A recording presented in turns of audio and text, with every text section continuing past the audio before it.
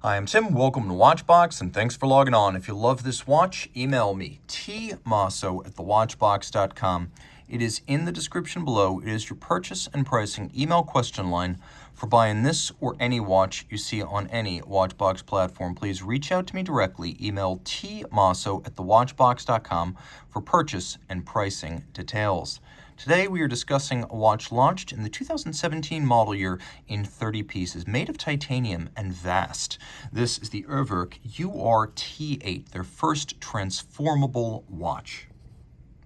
Dimensions are substantial. The watch measures 48.35 millimeters from side to side, and that's not including the lug profiles. We are 60.6 millimeters from end to end, including the crown, and then the watch measures 19.8 millimeters thick. So there's a lot going on here, and even in titanium, it feels weighty. We'll throw it on my wrist, which is 16 centimeters in circumference, and you get a sense of how this watch sits. A lot like a Devon Tread 1, to be perfectly honest. It's sort of eating up my wrist, although I get big is the style here. I still think that for optimal fit, you're going to want a wrist at least my size, 16 centimeters, and I would even advise going bigger because bigger is better with this watch. The bigger your wrist, the better it looks. Now, taking a quick look at the strap, you can see it's proprietary. It's fixed to the case using screws and bars, which is the right way to do this. A big, heavy, and very expensive watch should not be using spring bars, so the screw bar system here is more secure. Large rectangular scale alligator leather. You can see the strap is absolutely proprietary. It's red matte finished. It has a monotone stitch, folded edge, a little bit of stuffing or bolstering to give it volume. And then you can see on the bottom, it is a brand new Urwerk factory strap. Here we have a matching titanium pin buckle, a little artistic flourish from Martin Fry, the co-founder and designer at Urwerk. We have a combination of a matte buckle and a polished pin. The case features titanium in a few different tones. You can see that it features hinge-style lugs, and then we have engine turning externally as well as internally. You can see that the carousel that displays the time has been extensively engine turned.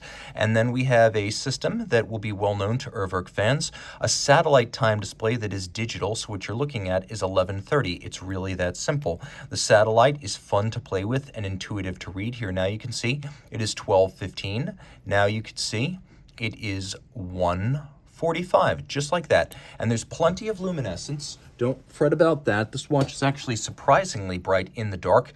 You will have no trouble reading it, and it's a wonderful piece of theater to regale your friends with a loom shot of this thing in action. A lot of fun to set to with wonderful precision in the setting mechanism. There's very, very little dead angle or play in the adjustment. Now, this is their first transformable watch, so what that means is that you press two triggers on the exterior of the case, and then you pop it up, you rotate it, you fold it down, engine turned on this side as well. Now you've protected the watch from the slings and arrows of outrageous fortune and whatever other insults might visit upon your sapphire crystal. You can see there's a little turbine on the reverse side that's designed to limit the shocks transmitted through the winding system. It has what Urwerk calls a UR-8.01 automatic movement, and while there's no doubt Urwerk does a lot of original watchmaking here, the actual base caliber is a Zenith Elite. The complication module is Urwerk. So it is a Zenith Elite, a unidirectional winder with a 50-hour power reserve and a 4 Hz beat rate that is considered to be one of the fine, thin, upscale tractor movements used in the industry, on par with the likes of JLC's basic automatics and very much suited to a watch of this stature.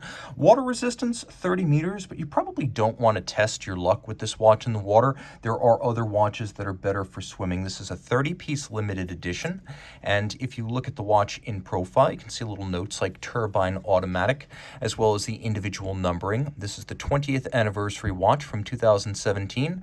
Of course, that was the 20th anniversary of Urwerk, which first exhibited at Basel in 1997. Back in the late 90s, Felix Baumgartner, one of the other founding partners of the company, became the youngest ever watchmaker admitted to the AHCI, or the Cool Kids Club of independent watchmakers. And here you can see how far Martin Fry and Felix Baumgartner had come in 20 years. Reach out to tmosso@thewatchbox.com for purchase and pricing details.